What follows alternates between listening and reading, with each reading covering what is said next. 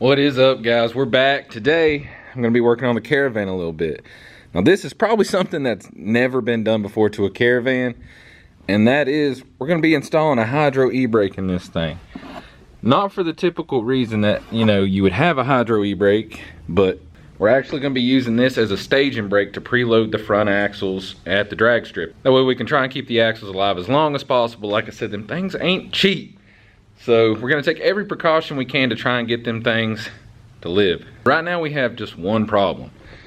I've already changed them, but the way it was set up was an X pattern. So if it locked this one, it would lock the corresponding other side back one. And vice versa, if it locked that front, it would lock this rear. So we couldn't just tie into one line, otherwise we'd be locking one brake up there and one on the back. So I've tried to swap these lines around to where it'd be more front and back biased, but what I don't know is proportioning. I don't know if it's 50-50. You would think since it's an X system, it would be 50-50. Fingers crossed it is. We're gonna go ahead and try and bleed these out and take it down the road just to make sure it doesn't feel sketch. We need to make sure it's gonna brake straight, not pull to one side or the other, or have more bias towards the rear over the front. So with that said, I'm gonna go ahead and bleed these brakes, check it, make sure we're good to go on that. Then we're gonna have to crack the lines back off, remake them for the hydro, and re-bleed it all again. But it's just a step that I feel needs to be taken, so we're gonna go ahead and start bleeding these brakes. All right, y'all, got the brakes bled in this thing. Long story short, all the bleeders was stripped out, so it took a little longer than I wanted it to, but so far it seems to be braking the way it always has, so that's a plus, because I didn't want it to be biased like 70 back there, 30 up there, and this thing just doing some wild stuff in the shutdown, or on the street for that matter. So I'm gonna go ahead and turn around, get it back up on jack stands, get all the lines back off, and start making some new lines for this hydro. So it looks like we got her going. All right, y'all, just got back from the parts store again, and they didn't have the fittings I needed, so I'm just going to be reusing these. I went ahead and cut these, but I kept the lines with the actual fittings that they was with, because as you can see, this is like a bubble flare or whatever you want to call it, and this would be maybe like the standard flare. So I didn't want to get those mixed up, so we knew what kind of flares we had to do on each fitting for where they're going to go. So basically what we're going to do is from this back port here, we're going to take one inside the cabin to the hydro, and then back from the hydro into that distribution block right down there. Shouldn't be crazy hard. I ain't ever done this before, but it's pretty straightforward. As you can see, this is, I can't remember if I showed you where that was or not already, but that's where we're going to be mounting it. I went ahead and I drilled a hole right there for these to pass through the floor and root back up. But it's getting pretty late now, so we're going to go ahead and get to the house, and we'll see y'all tomorrow. Alright, y'all, so next day we're back. I went ahead and I got these two lines passed through the floorboard right there, and I cut them up that way I can get them to pass through up top there. It's kind of a pain in the ass messing with these things where they're all spiraled up, so gonna get that ran up through there. We'll get them cut to length and get some fittings on them. All right, so this seems to be how it's pretty much gonna be set up right there, just swooping up and right back down to the floor there. Fittings are not on this yet, so we still have to make them. I just got them chilling in the respective holes, because if these things don't line up perfectly, you'll never get shit to thread in. So we'll go up front now.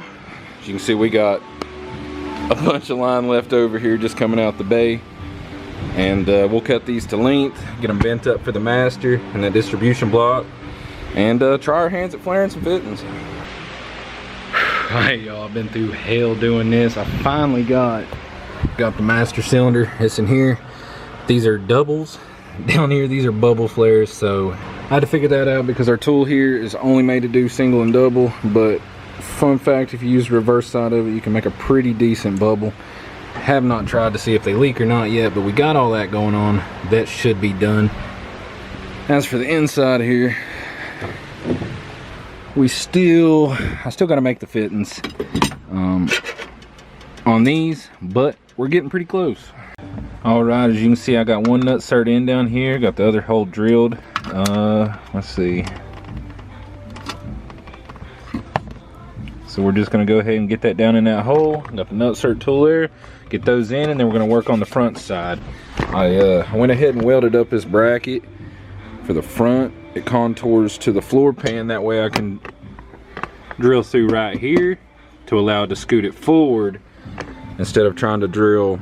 You can see them two little holes up there that prohibited me from going any further than that lip there, and I kind of wanted it a little further forward, so I made that bracket and it should work out. We'll see.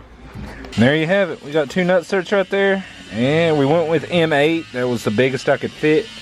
Hey y'all, I think we're going on a record here for the longest hydro installation ever. Unfortunately, the master cylinder was cross-threaded or stripped out or something, so we went ahead and drilled it out, tapped it up to 1/8 inch MPT, converted it to 3/16 brake line fitting, and let's hope this thing don't leak no more. Obviously I had to cut the line to get the fitting off and all that nonsense, so I got to remake that flare again, get it in there, and get to bleeding these brakes again because everything leaked last night. So let's do this. All right y'all, I switched over to the GoPro head mount so you could get a little bit better look at what I'm doing here, but as you can see, we got the line coming up through here into the 3/16 hole on this tool. This tool's a lot better than the other one I've been using. I actually borrowed it from a buddy's dad. Anyways, the way this thing works is you just get it chucked up in there about the same distance as that first lip, and you'll just put that down in there. Make sure it's pretty flush. You don't want it to be cocked or anything like that. And then you'll set that up in there. Everything looks pretty good right there. So we're gonna go ahead and crank this down. These are double flares, so what you're gonna do is we're gonna press this all the way down till it seats flush. And from there, then you're gonna back this off, pull that die back out, and then hit it again, and that'll create the double flare. I will say it's much more difficult to do inside the car. Make sure your fitting is on the line before you flare it, otherwise you're gonna have to cut it and start back over. And that looks pretty seated right there. You ain't really got to crank on these things too hard. You will break them, so just seat them flush and back it back off. You ain't got to take her too far, just enough to slide it off. Pull your little die piece back out. Don't lose that. As you can see, there's the first step to our flare. Now we're gonna put it back over top of it, spin this boy down, get it centered,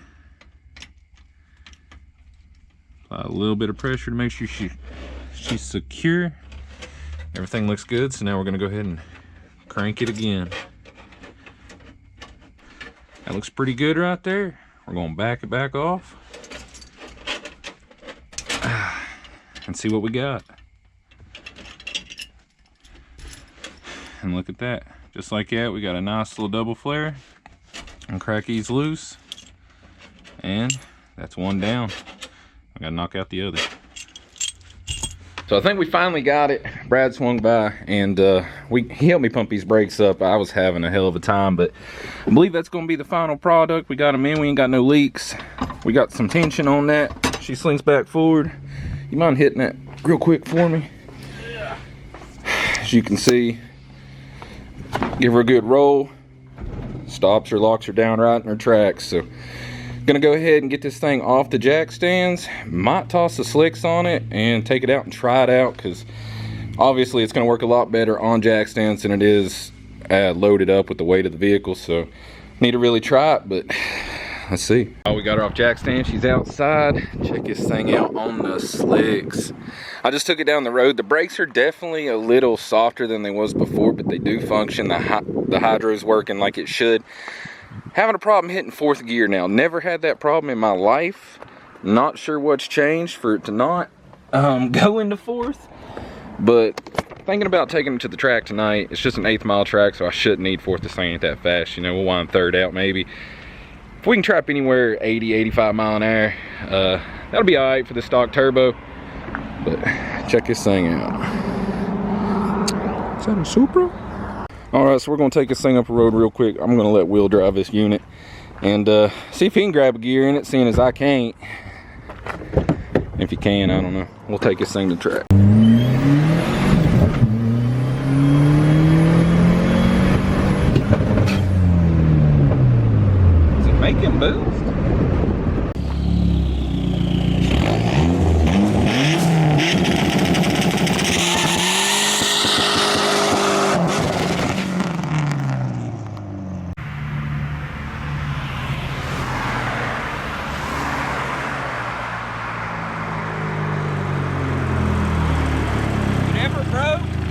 Yeah, the case. Hi, y'all. She just broke on the one too. I figured it might have been the shift selector, but I doubt y'all can see down in here. See that cable just flopping in there? Now if I pull this forward, now he can go side to side. Everything works perfect, but put it back in gear. Yes. There it goes. You only got forward gear to go. Yeah, this thing's like a sequential now. It won't go in second, fourth, or reverse, but first, third, fifth, it's happy to go into. I wish Look we could make it pow. like it. Pow! Pow! Damn. Well, I don't reckon we're going to the track now, so. Sweet new mod. At least it happened here instead of there, because it would have happened there. I think I have a new set of cables at the house, so I'll get them and we'll try and get them installed, but yeah. I guess that's gonna be it for this video. If you liked it, give us a thumbs up, subscribe if you want to see support. I can't see shit. Until next time, peace.